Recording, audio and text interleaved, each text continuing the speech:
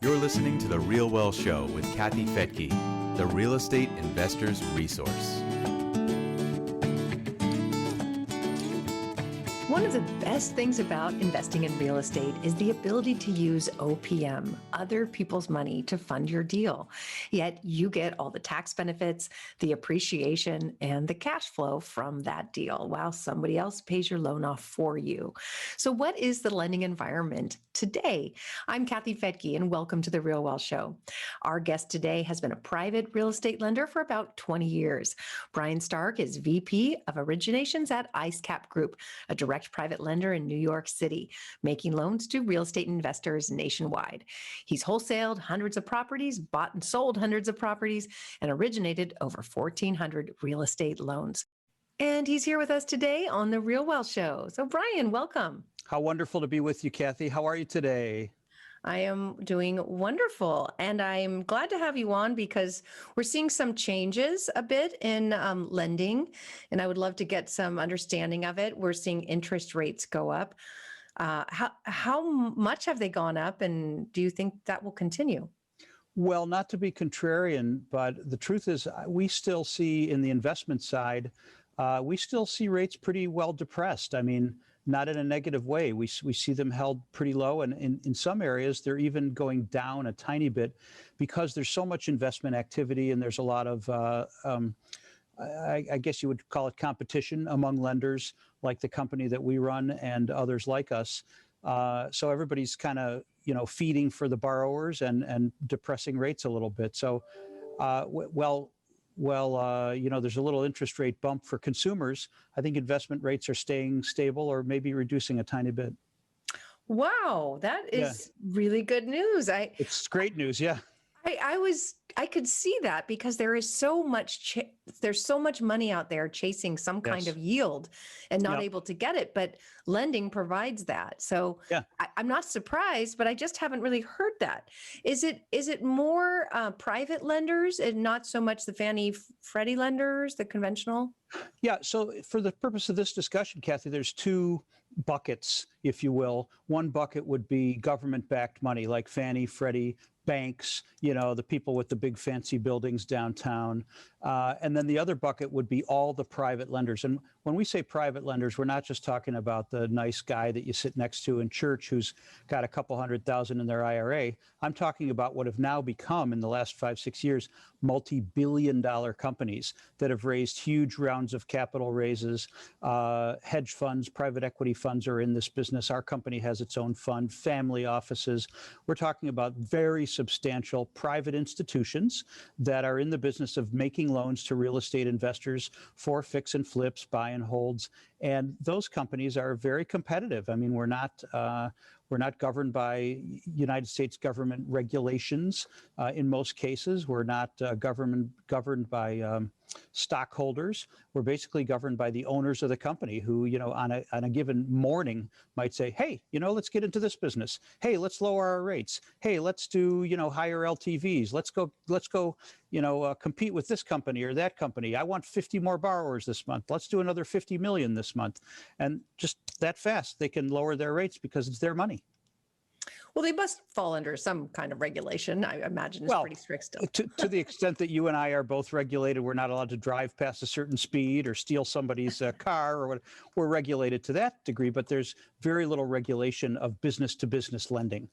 Very little. Yeah, in most states.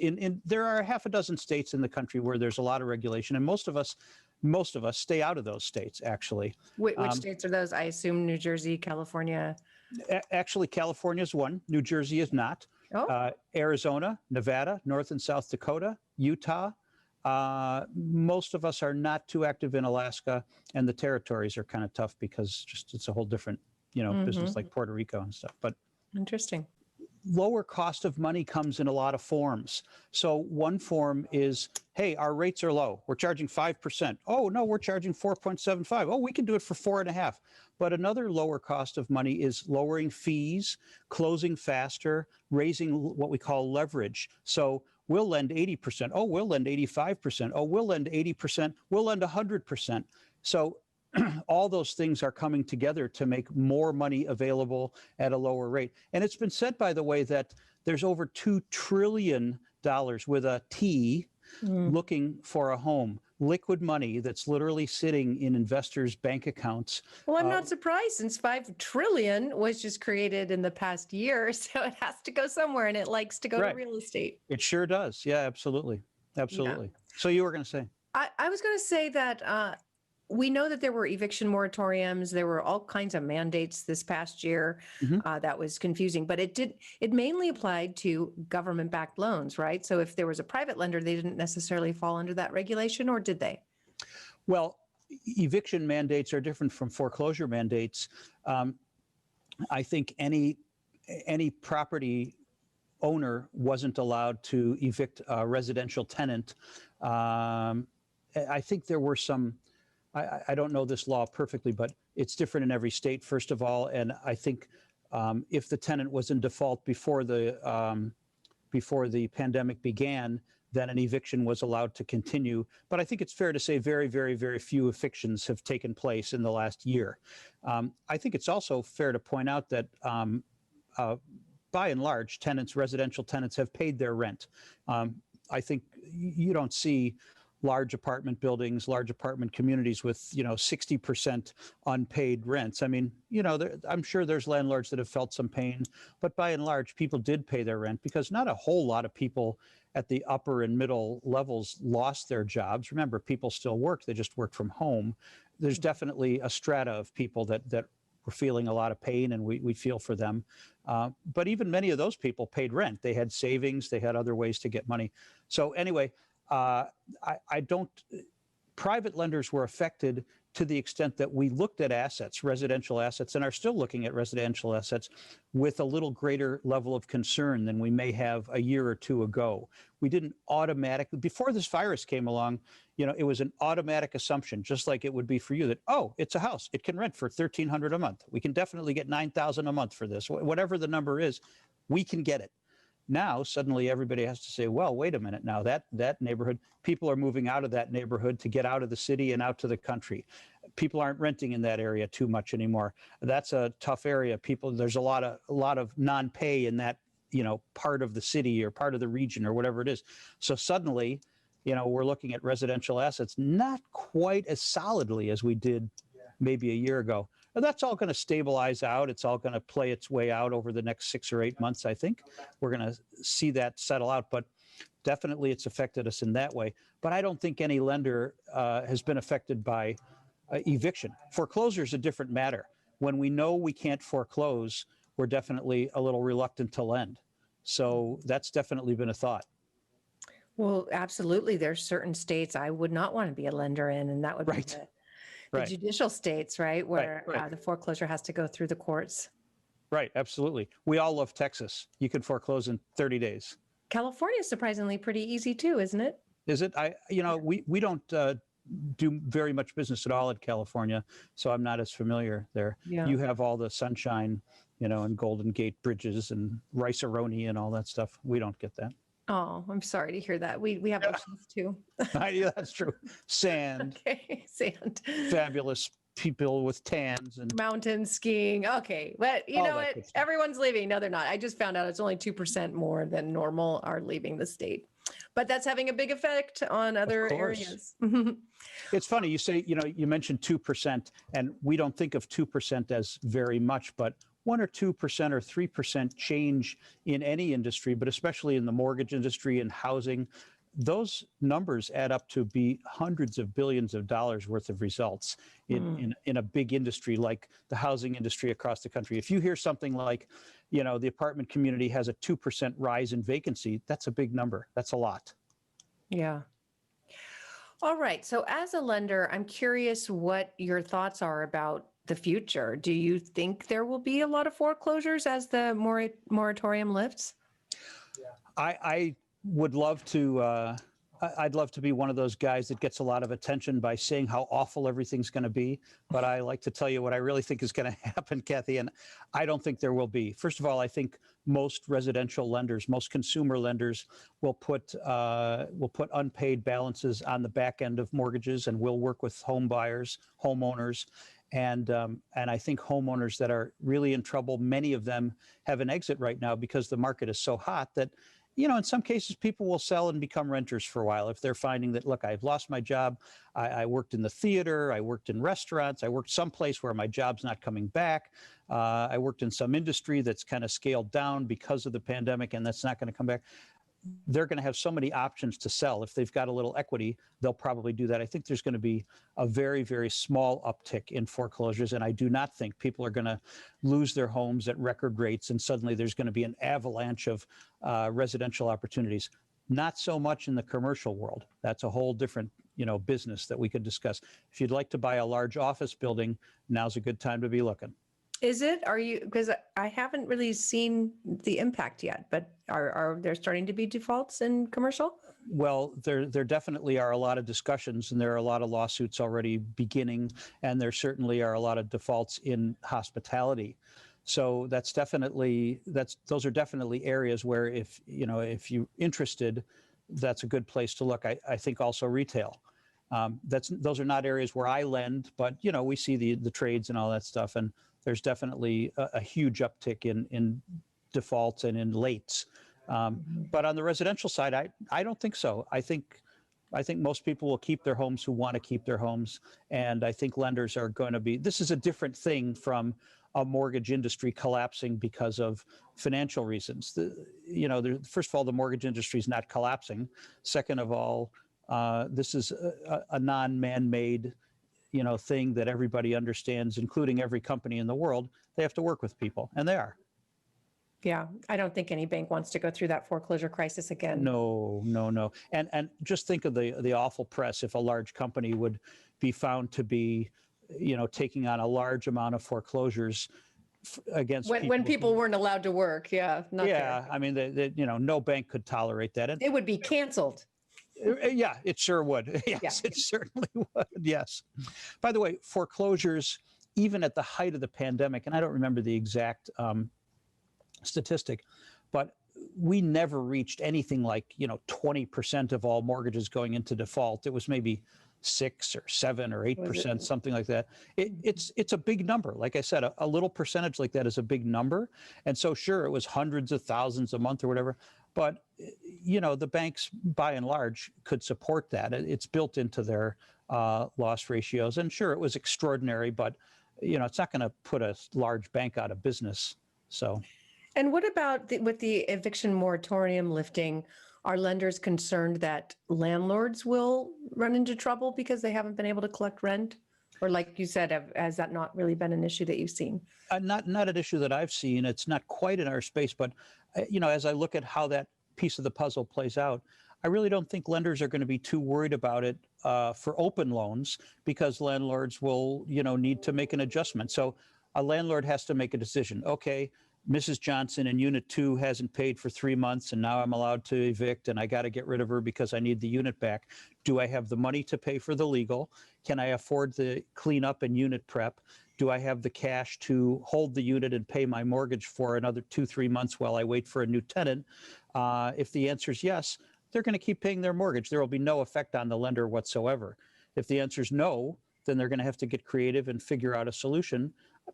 I suppose there might be a little uptick, as some mortgagees decide they're going to walk away from their properties, but I just don't see that as being a big deal right now. Yeah, and even if it does happen, there's such a lack of inventory that those rentals will turn into primary residences. Right away, or rentals for somebody else. Absolutely. Mm-hmm. Yeah, right. Absolutely. I think you're going to see shakeout at the lowest end.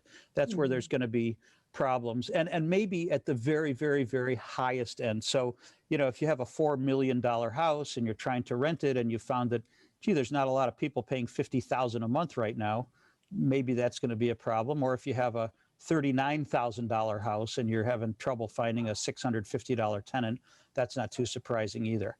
But everything else should be fine, I think, generally. Okay. Don't have a $39,000 house. That's rule number one. Yeah. Yeah. Okay. Good advice. Thanks. Yeah, absolutely.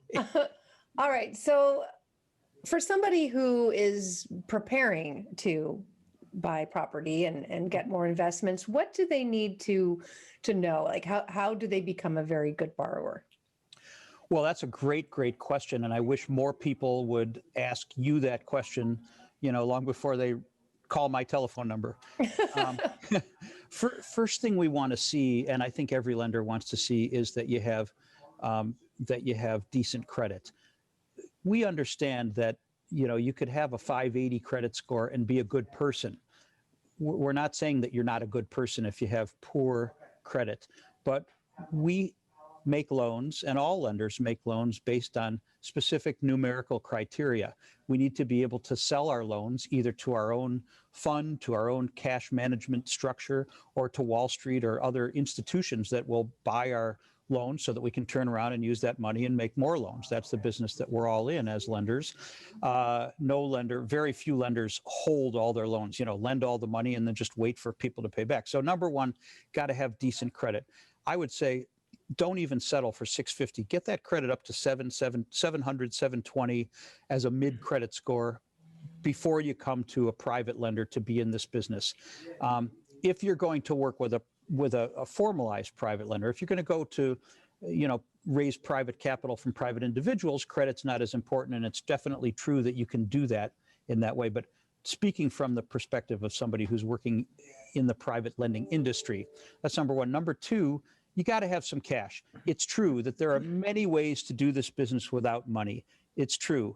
No money down, all these things. You can definitely do all that stuff. But from the perspective of somebody running a private lending company, we want to deal with people that have liquidity. We want to deal with somebody who can show us that they have in the bank enough money to make your payments for 6 months, enough money to pay your closing costs, your origination fees, and a little bit more, because we don't want to make a loan to somebody who is going to be out of cash by month number 2.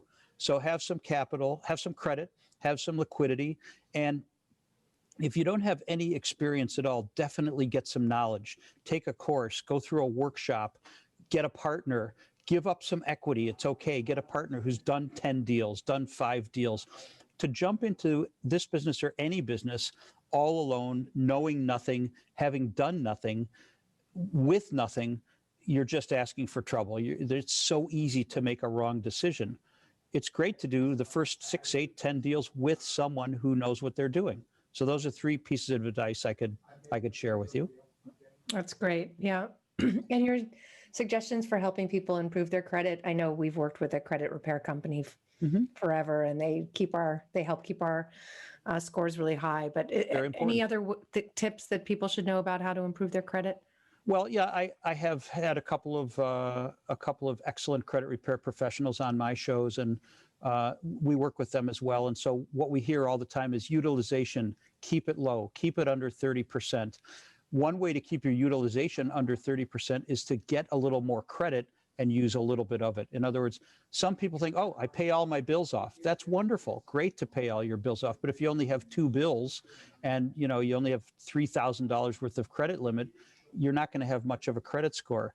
Get another couple, 3 credit cards or credit accounts with a couple $3,000, $5,000 limits. Use 22% of those credit limits so that your utilization rate stays low, but your available credit grows. So keep your utilization low, number one. Pay everything on time, everything. There's no such thing as making one late payment. It can't exist. Pay on time, always. Pay a day early if you have to. Set it up. Get it automated. Get it automated. EFT. Just get it.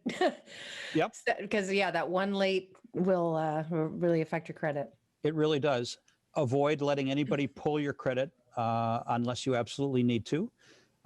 Definitely avoid letting anybody have access to using your credit. Don't give your kids a credit card that can affect your credit score unless you're paying the bill. Don't get a credit card with your new boyfriend. Right. I was just about to say boyfriend, girlfriend, whatever. Yeah. Yes. Definitely dangerous. Just be very, you got to guard your credit like you guard your life. You really do. And just it's an ongoing process to build it and manage it and maintain it. Check it all the time. Once a week, go in those accounts, make sure everything's cool. And if it's not, set aside time and fix it. Yeah, it's a really good advice. We're doing a refi to these incredibly low rates. We missed the super low, but we're still getting a good rate. And we almost didn't get funded because I didn't have enough credit cards. I have 2 credit cards, and one I never use and actually couldn't even find it. And the other one, I just buy a cup of coffee every now and then. So I don't use them, and they didn't like that I didn't use them and didn't have more. So, who would have thought?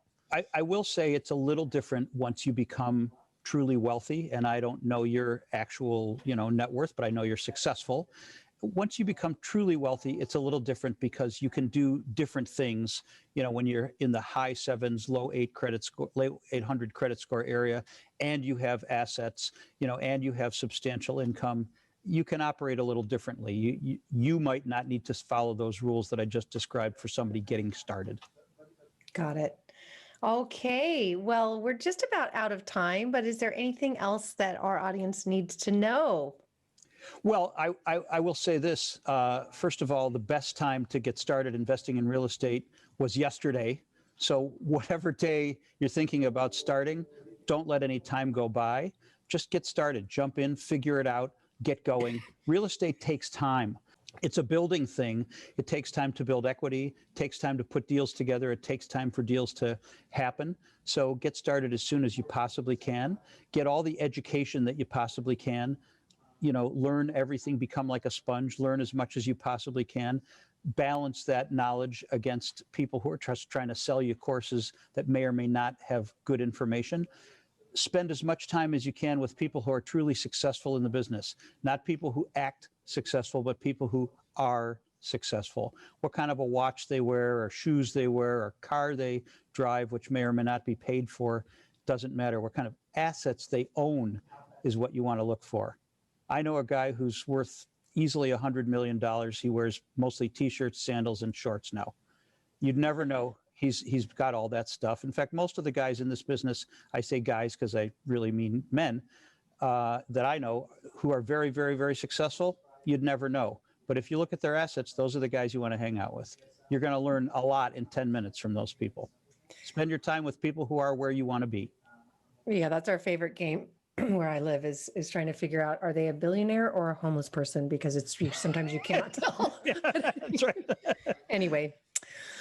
Okay, so it seems like the one reason why somebody wouldn't do what you just said is fear that the economy is going to collapse, that prices have been going up for too long, that we're going to see another 2008. And, what are your thoughts on that? The economy is going to collapse. Yes. We don't know when, but it will happen. The economy is cyclical. It always happens.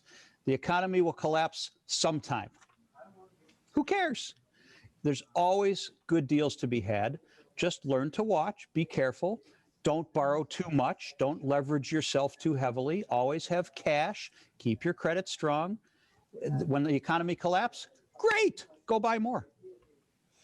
Yeah, I knew lots of people. I wrote about it in my book, Retire Rich with Rentals. My mom's pastor had 10 rental properties during the downturn. They most certainly lost value, those properties, but he didn't sell them. He didn't sell them. He was collecting the rent, and he was living off of the rental income. And during that time, actually rents went up because more and more people had lost their homes and were renting. Right. So, he didn't actually feel the recession, and now those homes have gone up dramatically in value. So if you're holding for rental income, you don't need to worry so much about the value of the property unless you're That's right. Sell. Right. Absolutely. Absolutely. This is a long game, 10, 20, 30, 40, 50 years you're going to be in this business. Yep. All right, Brian. Well, it was really a pleasure to have you here. Thank you so much for joining me here on the Real Wealth Show. Pleasure's mine, Kathy. Thank you very much, and make it a fantastic day. And thank you for joining me here on the Real Wealth Show. You can get a whole list of resources on our website, which includes lenders and property managers and teams who can help you find the property, they renovate it for you and have that property management in place, and insurance agents, inspectors, all kinds of information and resources, again, at our website, realwealthshow.com. Just click on the Invest tab. Have a wonderful rest of your day, and thanks so much for joining me here on The Real Wealth Show.